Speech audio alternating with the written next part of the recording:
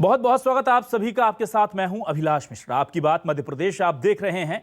विदिशा के गंज बासौदा में प्यास बुझाने के लिए बना कुआं लोगों के लिए काल बन गया। कुएं में गिरे एक बच्चे की जान बचाने के लिए जमा भीड़ का वजन जर्जर कुआं संभाल नहीं पाया और उसकी मेड़ जो थी और मुड़ेर जो थी वो एक साथ पानी में जा गिरी।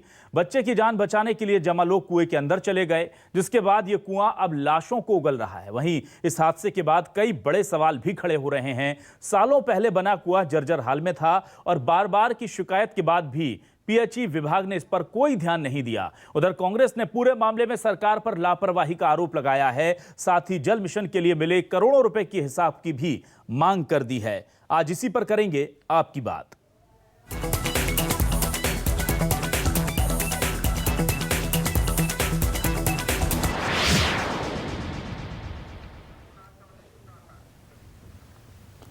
तो आपको बता दें कि कांग्रेस इस पूरे मामले को हादसा मानने को ही तैयार नहीं। वो कह रहे हैं कि जानबूझ करके लोगों को मौत के कुएं में ढकेला गया है और इसीलिए यह हत्या है। उधर बीजेपी कांग्रेस को ऐसे वक्त में सियासत ना करने की सलाह दे रही है। सुनिए दोनों ही पार्टियों के नेताओं का क्या कहना है। इस दुखदाई घटना के अंदर जिस प्रकार से प्रशासनिक लापरवाही के कारण लोगों की हत्याएं हुई है, ये एक दुर्घटना ही नहीं, लोगों की हत्याएं हुई है। जब तरीके से एक बच्चा गया था, कहीं ना कहीं 100 डायल होना चाहिए। कांग्रेस किस मुंह से सवाल उठा सकती है? उन्होंने इस पूरे घटनाक्रम को 24 घंटे निकल के उसके बाद तो उन्होंने संज्ञान लिया। सुबह आए, रात भर हम लोग जगे। हमें उनसे कोई लेना देना भी नहीं है, परंतु उन्हें लाशों पर राजनीति नहीं करनी चाहिए। लाशों पर जो राजनीति करता उसको ना भगवान या माफ करता ना जनता माफ करती है। दरअसल इसके पीछे सरकार सवालों के घेरे में क्यों है? क्योंकि ये कुआं जो है ये बताया जा रहा है कि पीएचई विभाग के अंतर्गत आता है। पीएचई विभाग ने करीब 8-9 साल पहले ये कुआं बनाया। आप सोचिए हम या आपके घरों के जो कुएं हैं वो कितने साल चलते हैं, लेकिन ये सरकारी कुआं है।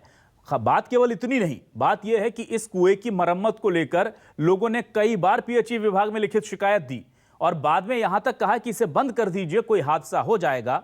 हादसा हो गया, लेकिन सरकार ने इसकी सुध नहीं ली। इस पूरे मामले को लेकर जब न्यूज 24 मध्य प्रदेश छत्तीसगढ़ ने पीएचई मंत्री बृजेंद्र सिंह यादव से बात की तो उन्होंने जो बयान दिया वो सुनकर आपको लगेगा कि ऐसा कैसे हो सकता है। इतना बड़ा हादसा हो गया है, मंत्री जी को अभी पता ही नहीं है कि वो कुआं उनके विभाग के अंतर्गत आता भी है या नहीं। सुनिए। नहीं, ये चूंकि मुझे जानकारी नहीं है। सुबह जब मैं उठा था तो मैं टीवी चालू की ना, तो मैं न्यूज़ सुन रहा था, तो उसमें मैं देख रहा था कि वो कुआं में जो हादसा हुआ, मुझे इस वजह से वास्तव में जानकारी नहीं है कि वो पीएचई का है या कोई का प्राइवेट था या शासकीय कुआं जो भी था। अगर आप कह रहे हैं ना कि पीएचई विभाग का कुआं था तो मैं उसकी जांच कराऊंगा फिर। तो अगर ये हादसा कैसे हुआ और इतनी बड़ी गलती कैसे की। तो क्या है न्यूज 24 मध्य प्रदेश छत्तीसगढ़ के आज के सवाल आपको आपकी टेलीविजन स्क्रीन पर दिखाते हैं। ये देखिए हमारे आज के सवाल। एमपी की जनता को मौत के कुएं में किसने ढकेला? करोड़ों का जल मिशन, फिर भी प्यासे क्यों हैं ग्रामीण? भ्रष्टाचार से बचे तो लापरवाही ने मार डाला। वादे धुआं धुआं, काल बना कुआं। ये बड़ा सवाल है जो आज हम उठाने जा रहे हैं। वादे इसलिए धुआं धुआं क्योंकि आपने सुना होगा नल जल मिशन, इसके अलावा इतनी सारी योजनाएं हैं कि आपको घर में पेयजल मिलेगा, स्वच्छ पानी मिलेगा, फ्री भी देने की बात होती है। और उसके बाद अगर लोग कुएं को लेकर के बार बार शिकायत करते हैं, सुनवाई नहीं होती, कुएं पर आश्रित होते हैं, वो भी राजधानी से महज 60-70 किलोमीटर की दूरी पर, तो फिर सवाल तो उठने लाजमी हैं।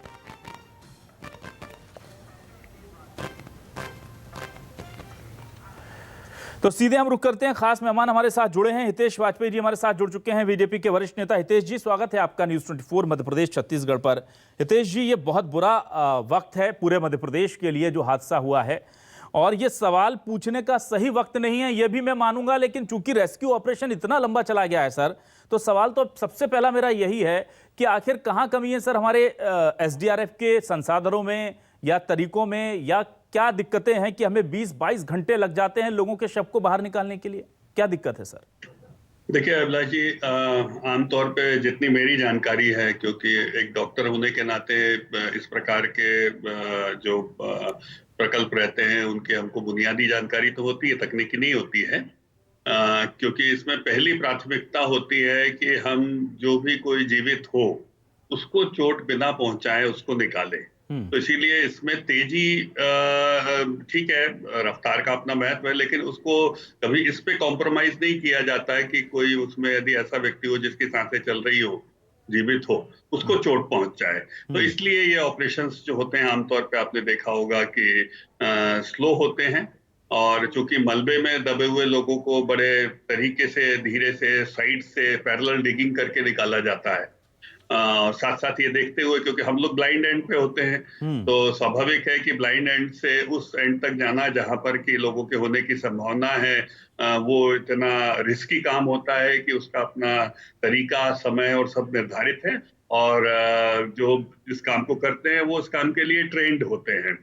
अनट्रेंड लोग जब इस काम को करते हैं, तो आपने देखा शुरुआती तौर पे जो प्रशासनिक अमला वहां पर स्थानीय स्तर पर जो पहुंचा था जी, या जो लोग भी पहुंचे थे, हमने देखा वो खुद भी दुर्घटना का शिकार हो गए थे। जैसी हम लोग बड़े कीनली देख रहे थे कि भाई किस प्रकार से वहां सहायता पहुंच रही है। तो जो शुरुआती दौर में जो सेमी स्किल्ड या अनट्रेंड लोग पहुंचे, तो वो खुद भी बेचारे शिकार हुए थे, जिसमें कुछ पत्रकार भी थे, ऐसा हमें जानकारी मिली है जी। तो ये बात सच है कि ये पूरा एक स्किल्ड जॉब होता है, जिसके तरीके से रेस्क्यू ऑपरेशंस किए जाते हैं ट्रायज के माध्यम से। ठीक है, आप जुड़े रहें सर हमारे साथ। भूपेंद्र गुप्ता भी जुड़ चुके हैं, उपाध्यक्ष मीडिया विभाग मध्य प्रदेश कांग्रेस के। भूपेंद्र जी, स्वागत है आपका। लेकिन हम भूपेंद्र जी आपके पास आए उससे पहले हम विदिशा के ग्राउंड जीरो का रुख कर लेते हैं। शब्बीर अहमद हमारे साथ जुड़े हुए हैं। कल रात से हमारी पूरी टीम वहां लगातार जमी हुई है। शब्बीर वहां पर अथक मेहनत कर रहे हैं ताकि कोई अच्छी खबर आए। लेकिन शब्बीर, इस वक्त वहां एक और डेड बॉडी की खबर आई है दुख भरी। बिल्कुल, अभी इस वक्त भी एक और डेड बॉडी निकालने की तैयारी की जा रही है। अभी तक 9 बॉडी निकाल ली गई है पिछले 26 घंटे में, और 10वीं बॉडी निकालने के लिए एम्बुलेंस को लगा दिया गया है, यानी 10वीं बॉडी भी निकाली जा रही है। सुबह की बात करूं तो सुबह 11 लोगों के लापता होने की स्थानीय प्रशासन ने जानकारी दी थी, और उसमें से 7 लोगों को अब तक निकाल लिया गया, यानी 4 लोग अभी भी लापता, और उन्हीं को निकालने के लिए लगातार प्रयास किए जा रहे हैं। लेकिन हादसे के वक्त के लेकर लगातार सवाल उठ रहे हैं, क्योंकि जो यहाँ के स्थानीय विधायक रहे हैं पूर्व निशंक जैन, उन्होंने सीधे तौर पर आरोप लगाया कि जब हादसा हुआ और उसके बाद उन्होंने स्थानीय प्रशासन को जानकारी दी, लेकिन उन्होंने हादसे को देरी दिखाई और यहाँ पर मौके पर नहीं पहुंचे, और इसी के कारण जब दूसरी बार फिर हादसा हुआ था 10 साढ़े 10 बजे के करीब, और उसमें भी 20 लोग समा गए थे। अभी तक आपको बता दूं 20 लोगों को सकुशल यहाँ से निकाल लिया गया, उसमें से 15 लोगों को गंज बसोदा अस्पताल में भर्ती कराया गया है, बाकी को 5 लोगों को विदिशा अस्पताल में भर्ती कराया गया जिला अस्पताल में। लेकिन पीएचई विभाग पे भी सवाल उठ रहे हैं कि 2018 के करीब यहाँ पर जो है कुआं बनाया गया था, 11-12 साल हो गए थे, रखरखाव नहीं हो रहा था, जर्जर थे। ग्रामीणों का यह तक आरोप है कि कई बार शिकायत की गई थी, उसके बावजूद भी इसको ठीक नहीं किया जा रहा था।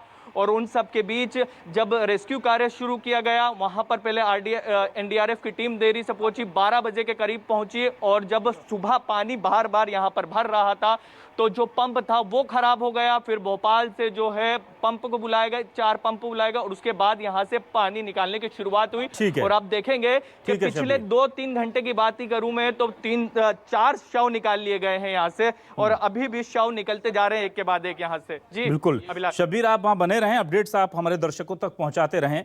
भूपेंद्र जी, आपने सुना, साफ तौर पर ये आरोप लग रहे हैं कि बहुत देर से वहां पर एक्शन जो था वो हुआ, राहत और बचाव कार्य दल पहुंचा, और इसकी वजह से ये हादसा जो है इतना ज़्यादा दुखद हो गया है। और मुझे बार बार ये चिंता हो रही है सर कि इस तरह के हादसों के लिए मध्य प्रदेश तैयार क्यों नहीं है, क्योंकि बारिश में हादसे तो बड़े हो सकते हैं। अगर हम 22-23 घंटे केवल मिट्टी खोदने में लगा रहे हैं, पंप अगर खराब हुआ है तो भोपाल से पहुंच रहा है, पहले क्यों रिजर्व में पंप वहां नहीं भेजे गए? ये बात तो होती है कि पंप अगर लगातार चलेंगे कंटिन्यूअस तो रिजर्व में बैकअप क्या है हमारा, ये तमाम चीजें क्यों नहीं हो पा रही वहां? देखिए, ये प्रशासनिक लापरवाही का एक जो है बड़ा उदाहरण है। जो सबसे पहले जब घटना घटी है उसके 4 घंटे बाद तो वहां पर कार्यक्रम चालू हुआ है, और जो है एनडीआरएफ की जो टीम, जो जैसा कि डॉक्टर साहब बता रहे थे कि प्रशिक्षित होते हैं वो लोग, तो प्रशिक्षित लोग तो वहां 6-6.5 घंटे बाद पहुंचे हैं, और तब तक तो वहां पर जो है सेकंड कैलेमिटी भी हो चुकी थी, उसमें तो ट्रैक्टर भी अंदर घुस चुका था। और तब जो जिस तरीके से वहां पर रेस्क्यू का काम किया जा रहा था, अब कोई जानबूझकर ऐसी बातें नहीं करता है, लेकिन जो है जब घटनाएं घटी और जिस तरीके से वहां काम हुआ उससे जो है नुकसान और डबल हो गया। और जब तक वो ये बात आ गई कि साहब जो है मलबा भर गया या जो भी चीज हो गई, हम तो उसको लाइव देख रहे थे। तो ये किसी चैनल का तो जो है कैमरामैन और वो गिरते गिरते बचे हैं जब सेकंड हादसा हुआ है। तो ये पूरी तरह से प्रशासनिक लापरवाही का मामला है जिससे उन्होंने बहुत लाइटली लिया। अप्रशिक्षित लोगों के माध्यम से उसको जो है उन्होंने जो है कंट्रोल करने की कोशिश की, जो उनके बस का नहीं था। और तीसरी चीज ये है कि मुख्यमंत्री जी तो उस क्षेत्र से मुश्किल से 50 किलोमीटर दूर थे और मंत्री जी भी वहां पहुंच गए थे लगभग रात के 11-12 बजे के आसपास। तो ऐसी अवस्था में भी अगर जो है आज समझिए कि आज 17-18 घंटे हो रहे हैं और 17-18 घंटे बाद भी हम जो है एक ओपन कुएं को अगर हम खाली करके और उसमें से लोगों को नहीं निकाल सकते हैं, तो ये निश्चित रूप से कहीं ना कहीं ये है कि हमारे पास जो स्टाफ है वो अदक्ष है, उसकी दक्षता नहीं है। या जो जिला स्तर पर जो अधिकारी हैं, जो जिला पंचायत के लोग थे, सीओ थे, एसडीएम थे, ये वहां क्या कर रहे थे, इनसे सवाल किया जाना चाहिए। जब इन्हें शिकायतें की जा रही थी कि कुएं जर्जर है, कभी भी कोई दुर्घटनाएं घट सकती हैं, तो इन्होंने उसकी नोटिस क्यों नहीं ली? इस पर सवाल जवाब होना चाहिए और इनको दंड भी मिलना चाहिए। आज जो है ये अकाल मौतें हुई हैं, इन अकाल मौतों की कोई तो जिम्मेवारी लेगा।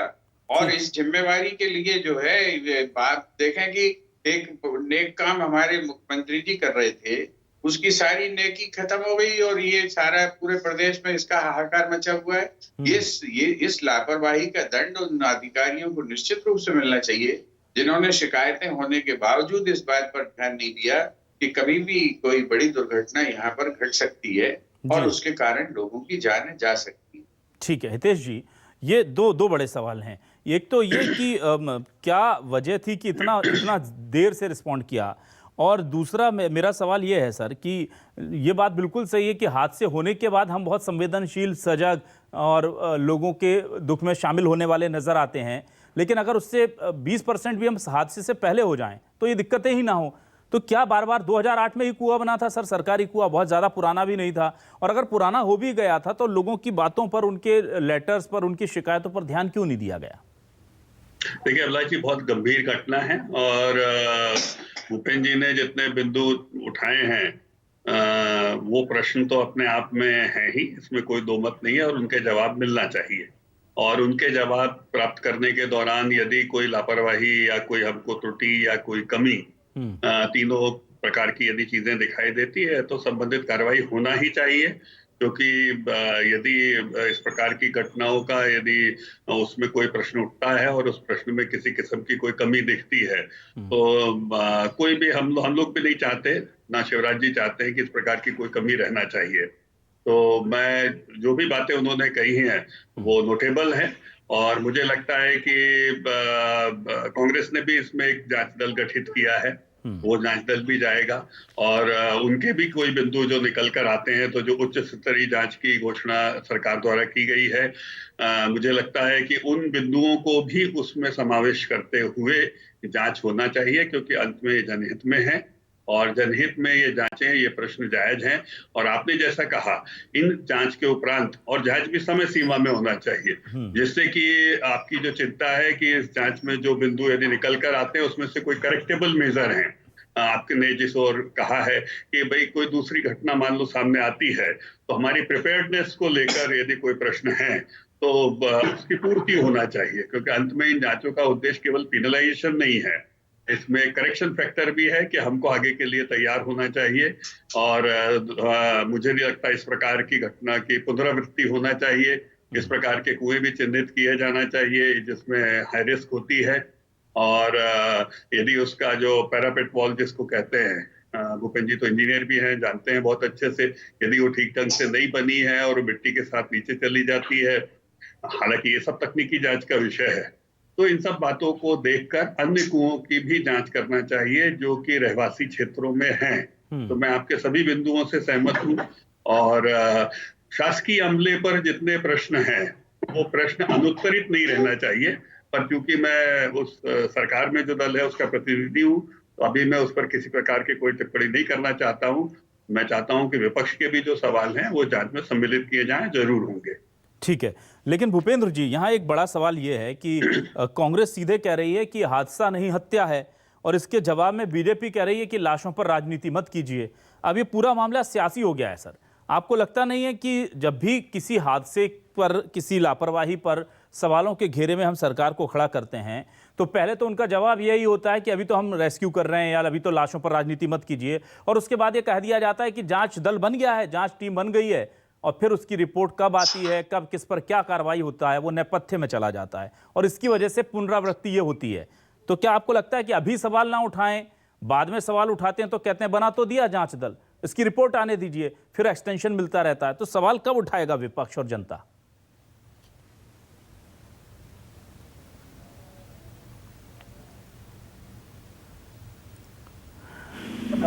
भूपेंद्र जी, आप तक आवाज जा रही है?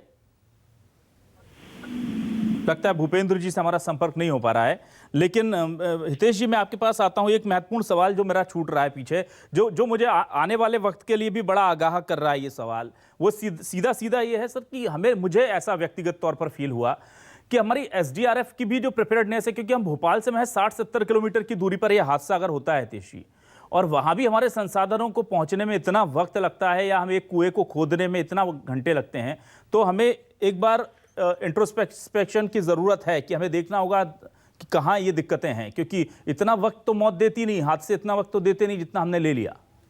देखिए, ये घटना ऐसी है अभिलाष जी जो बहुत दुखद है, लेकिन आपने जैसा कहा इसकी पूरी जांच और अध्ययन होना चाहिए, और उसमें जो आपने प्रश्न उठाए, यदि ये बातें निकल कर आती है कि हमारा रिस्पॉन्स टाइम समय से ज्यादा था, या हमारा जो टेक्निकल तरीका था, जो प्रोटोकॉल ऑफ वर्किंग था, उसमें कहीं किसी प्रकार की कोई अप्रोच को लेकर कोई सुधार की जरूरत है, तो बिल्कुल इसका मुझे लगता है सुधार होना चाहिए, इसमें कोई दो बात नहीं। और आपने जो भूपेंद्र जी से सवाल किया था, मैं उसको नाजायज नहीं मानता हूं, क्योंकि विपक्ष का काम ही है जनता की आवाज को रखना, उसमें कोई बुराई नहीं है।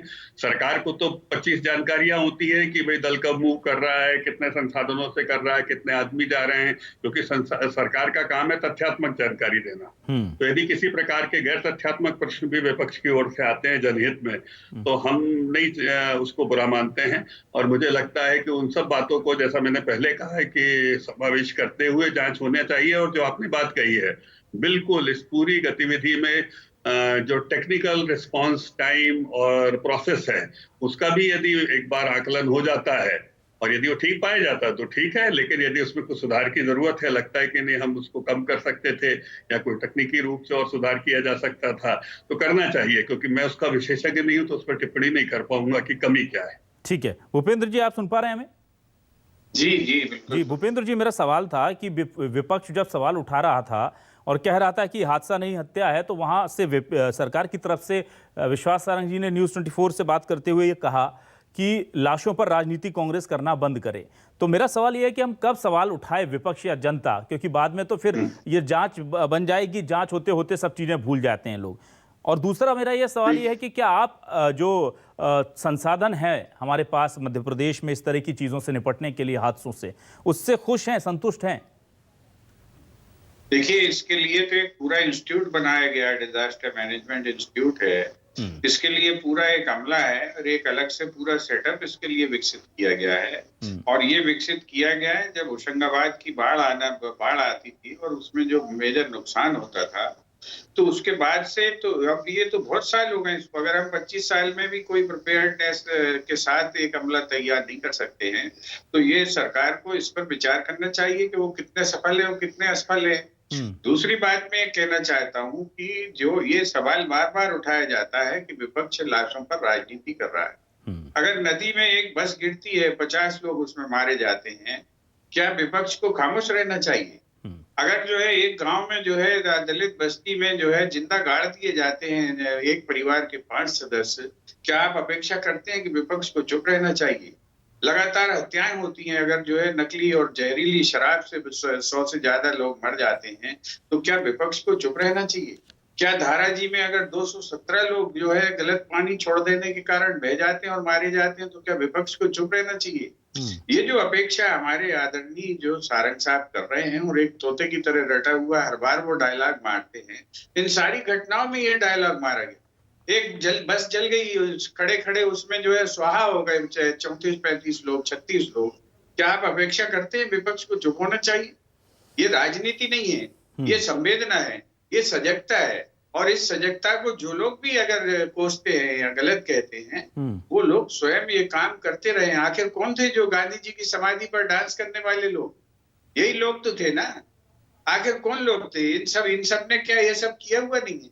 लेकिन ये जो सजगता है, ये कांग्रेस छोड़ नहीं सकती, इसके साथ रहेगी। ठीक, ये हमारा दायित्व है और इसका निर्वहन होना चाहिए। जो त्रुटियों की तरफ हम इशारा कर रहे हैं, उनके पीछे हमारा मकसद राजनीति करने का नहीं है। हमारा मकसद है कि वो जो है त्रुटियां सुधारी जाएं, ताकि भविष्य में इस तरह की कोई चीजें ना घटे और उससे होने वाले नुकसान को कम किया जा सके।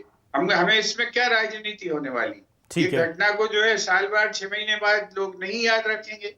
तो हमको जो हम केवल अपनी सजगता, अपनी जनता के प्रति हमारा जो दायित्व है और उसके कल्याण की जो कामना, ये इलाका भी मैं आपको फिर से एक पॉइंट आउट करना चाहता हूँ।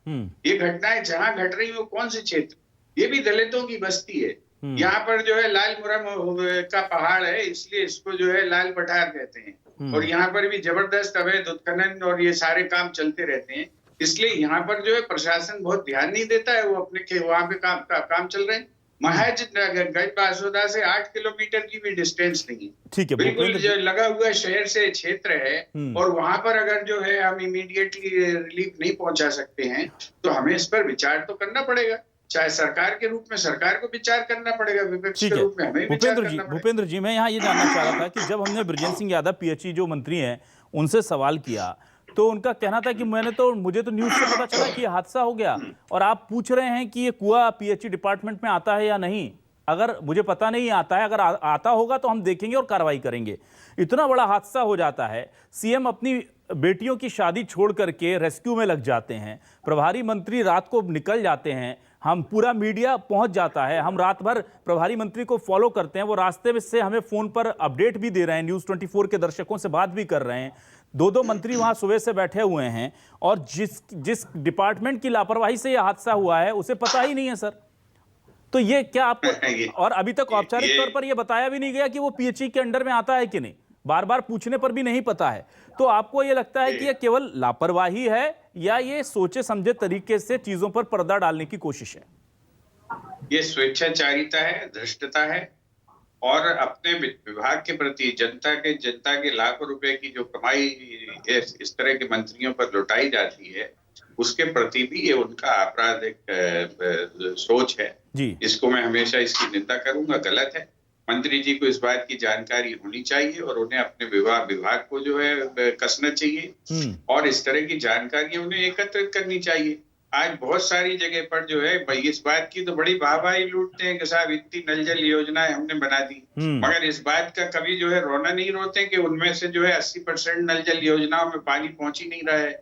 तो ये जो समस्या है, ये समस्या ये है कि मंत्री जी दिन भर एक ही काम में लगे। आप देख रहे हैं कि आरएसएस के लोगों से उनने पैसे मांग लिए, आम जनता तो लुटती रहती है। एक खबर है, आपने जो नल जल योजना को लेकर के एक महत्वपूर्ण सवाल उठाया भूपेंद्र जी, मैं शब्बीर का रुख कर रहा हूं जो वहां पर मौजूद है, फिर उसके बाद मैं आता हूं हितेश जी के पास। शब्बीर जी, क्या वहां पर नलों की व्यवस्था नहीं है? नल जल योजना या दूसरे इतनी सारी योजनाओं के तहत करोड़ों रुपए आते हैं, क्या लोग आज भी वहां पर कुएं के पास, वो भी क्षतिग्रस्त कुएं के पास जिसमें पता है कि खतरा है, जान जोखिम में डालकर वहां पानी भरने जाते हैं? बिल्कुल यहाँ पर जो है पानी की व्यवस्था नहीं थी। जिस गांव में मैं मौजूद हूँ, जहाँ पर हादसा हुआ है, वहाँ से अगर किसी को पानी लेने जाना पड़ता था इस कुएं के अलावा, तो 1 किलोमीटर दूर जाना पड़ता था, और मजबूरन यहाँ पर जो थे जर्जर कुएं के पास, यहाँ जो ग्रामीण है 4000 के आसपास की यहाँ पर जनसंख्या है गाँव की, वो लोग मजबूरी में यहाँ आते थे। ग्रामीणों को तो यहाँ तक कहना है कि जो बारिश का समय रहता है या गर्मी का समय रहता है, तो तब तो यहाँ का पानी भी काफ़ी मटमेला हो जाता, लेकिन मजबूरन हमें यहाँ का पानी इस्तेमाल करना पड़ता था और कई बार पीना भी पड़ता था। तो इसी से अंदाजा लगाया जा सकता है कि सरकार की तरफ से जो योजनाएं चल रही है वो शहरी इलाकों में तो ठीक है, लेकिन जब ग्रामीण इलाकों के लिए उस योजनाओं को देखा जाता है तो इस तरीके की तस्वीर आते हैं। और सबसे बड़ा सवाल यही है कि अगर पानी की व्यवस्थाएं गांव में होती, जो योजनाओं की सरकार बात करती वो पूरी तरह से लागू होती, तो आज ये हादसा नहीं होता जिस तरीके से इतना बड़ा हादसा हुआ होता। और इसके साथ साथ सवाल सबसे बड़ा ये है, अगर वक्त रहते जाग जाते हैं तो दूसरा जो इतनी बड़ी संख्या में जो लोग वहां पर मौजूद थे कुएं के ऊपर, और वो जब धंसा तो वो धंसता भी नहीं, क्योंकि वहां पर मौके पर जब पुलिस अमला पहुंच जाता है या दूसरे जो विभाग है वो पहुंच जाते थे। हाँ शबीर, ये बहुत जायज सवाल है आपके। शबीर, मैं ये सवाल हितेश जी से लेता हूं, आप जुड़े रहें। हितेश जी, देखिए दो चीजें हैं सर। एक तरफ तो इतना स्वर्णिम मध्य प्रदेश हमारा हो रहा है कि 4000 की आबादी के लिए कुआं, उसमें मटमैला पानी, लोगों की शिकायत की कुआं टूट जाएगा लेकिन कुछ नहीं होता। और उस पर तुर्रा ये कि जब हादसा हो जाता है तो पुलिस नहीं पहुंचती, हजारों लोग पहुंच गए, वहां सैकड़ों लोग खड़े हुए हैं, उन्हें हटा दें, हादसा ना हो, दोबारा हादसा ना हो, जगह को कॉर्डन ऑफ कर दिया जाए, रेस्क्यू शुरू किया जाए। तो सर ये तो एक तो लापरवाही और दूसरा भ्रष्टाचार, ये दो चीजें एक साथ प्रदेश की जनता को इस हादसे में नजर आ रही हैं। देखिए, उसके पहले मैं नल जल योजना के बारे में बता देता हूँ कि भूपेंद्र जी बुरा नहीं मानिएगा, लगभग 50 साल आप मान के चलिए केवल नगरीय क्षेत्रों में पाइपलाइन से पानी जाता रहा, वो भी काफी अधूरा रहा। लेकिन अटल जी की सरकार ने पहली बार, जब आपको ध्यान हो कि जब ग्रामीण बजट अलग किया, तो उस ग्रामीण बजट के तहत टंकियों का निर्माण बड़ी नगर पंचायतों में शुरू हुआ, जो अब जाकर छोटी नगर पंचायत और ग्राम स्तर पर पहुंच रहा है। तो उसके पहले ग्रामीण पेयजल यानी कि या तो नलकूप से होता था या कुओं से ही होता आया है। तो ग्रामीण पेयजल की उपलब्धता इसी से होते आई है। तो मुझे लगता है एक बहुत लंबा कार्यकाल जिनका रहा है वो जवाबदेह हैं ही। दूसरी बात क्या होता है, देखिए साहब, जब आप किसी घटना के सहारे मड स्लिंगिंग करते हैं, तो जब मड स्लिंगिंग शुरू करते हैं तो एक थोड़ा सा खराब लगता है। जिन लोगों ने 15 महीने में 80,000 ट्रांसफर करे, जो लोग 1300 करोड़ के हवाला घोटाले में बुक्ड हैं ईडी में, आप सोचिए, जो सोनिया जी और राहुल जी तक पैसा गया है, कैन यू इमेजिन। वो फिर ऐसी बातें करें ना तो ये दुखद हो जाता है। तो क्या होता है, जब व्हेन यू स्टार्ट पॉलिटिकल मडस्लिंगिंग, तो उसमें तो देखो कांग्रेस का कोई तोड़ है नहीं, हम जानते हैं बहुत अच्छे से। तो मैं उसमें डिबेट में बहुत ज्यादा नहीं जाना चाहता। बिल्कुल 20 सेकंड बचे हैं सर। तो हाँ, तो इसलिए मैं बहुत ज्यादा नहीं जाना चाहता। तो इसीलिए कांग्रेस मतलब बोलना चाहेंगे सर, आप सब तो बोल चुके हो सर, आपने क्या नहीं बोल दिया। अब ये देखिए, अभी बोलने नहीं देंगे। अभी तुम तो ये केवल भारतीय जनता पार्टी के लोग जो प्रदेश बदल रहे हैं, उनको ही मडस्लिंगिंग अलाउड है। दोनों सोचिए जमानत पर है, और काय की जमानत पे है, हेरा फेरी की जमानत पे है। ऐसा कोई दल दिख रहा है आपको जिसके अध्यक्ष और राहुल जी जमानत पे हो? तो ऐसी बातें नहीं करना चाहिए। कांग्रेस को अधिकार, कमलनाथ जी, अच्छा लगता है 1300 करोड़ संस्थागत रूप से सारे विभागों से, जिसमें पीएचई विभाग भी था। पार्टी के जो लड़कियों देखिए ना अविनाश जी, ये देखो ये जिनको जिला सुकन्या देवी कौन है? सुकन्या देवी को पहचान दीदी, सुकन्या देवी कौन नेता थे? विषयांतर हो रहा है, ना भटक रहे हैं सर भूपेंद्र जी, हितेश जी भटक रहे हैं सर, भूपेंद्र जी, हितेश जी भटक रहे हैं। लेकिन आज का जो पूरा ये हमारा डिबेट है, इसमें हम सच बताएं तो दुखी ज्यादा हैं। अधिकतर हम देखते हैं कि हमें आक्रोश होता है सरकार की नीति या विपक्ष के रवैये या किसी मुद्दे को लेकर, लेकिन आज हम दुखी ज्यादा हैं हितेश जी। और मैं बस इतना ही कहना चाहूंगा, समय चूंकि कम है, कि बहुत जगह गलतियां साफ तौर पर नजर आ रही हैं हितेश जी, और अगर इसका हश्र भी वैसा ही होता है जैसे बाकी हादसों का हुआ है जो भूपेंद्र जी ने गिनाए हैं, तो बहुत दुख होगा हमें, और बहुत दुख होगा पूरी मध्य प्रदेश की जनता को। क्योंकि भले ही 50-60 साल का आप इनके लिए हवाला दीजिए, लेकिन 15 साल मध्य प्रदेश में बीजेपी ने शासन किया है। और आवाज कृपया दे दें, हितेश जी की आवाज कृपया दे दें। और नल जल जो है, आप निश्चिंत रहिए, जो बिंदु आपने उठाए हैं और भूपेंद्र जी ने उठाए हैं, उन सभी तकनीकी बिंदुओं का हम सम्मान करते हैं, जनहित में, और उसको 100% जांच के दायरे में लाकर उसमें सुधार किया जाएगा। इतना आश्वासन मैं जरूर दे सकता हूँ। ठीक है, तो फिर हम यही माने कि अब मध्य प्रदेश में इस तरह के हादसे ना हो, और अगर हादसे हो भी जाए उन्हें रोका नहीं जा सकता, तो उनसे निपटने की हमारी रणनीति में किसी तरह की कोई कमियां ना हो। और ये हम बस यही दुआ कर सकते हैं, और दुआ कर सकते हैं उन पीड़ित परिवारों के लिए जिन्होंने सरकारी लापरवाही के चलते, प्रशासनिक लापरवाही के चलते जो है अपने घरों के चिराग खो दिए हैं। फिलहाल शुक्रिया अदा करेंगे हितेश जी आपका, भूपेंद्र जी आपका भी और शब्बीर जी आपका भी, क्योंकि आप वहां लगातार कल रात से डटे हुए हैं, लड़ रहे हैं। वहां पर हम देख रहे हैं किस तरह से आप खबरों को निकाल करके हम तक पहुंचा रहे हैं। भूखे प्यासे वहां पर आप जमे हुए हैं। खबरें लगातार न्यूज़ 24 मध्य प्रदेश छत्तीसगढ़ पर जारी है। फिलहाल इस बुलेटिन में बस इतना ही।